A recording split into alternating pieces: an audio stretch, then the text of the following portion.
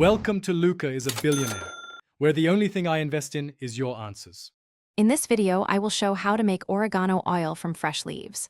Start by harvesting healthy sprigs and rinse gently, then dry completely before infusing.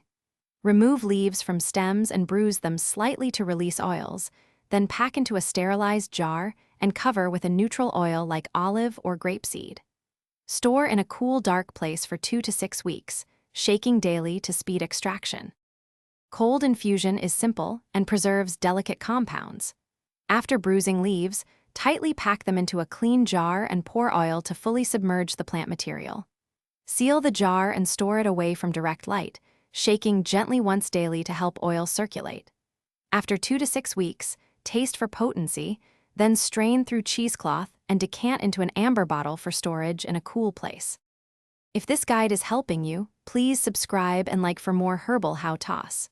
Quick recommendation: life's too short for cheap socks. Go darn tough for durable, comfortable socks with a lifetime warranty, perfect when you're drying jars or working in the garden.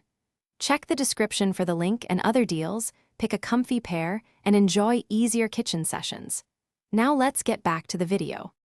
Heat infusion speeds extraction when you need oil faster.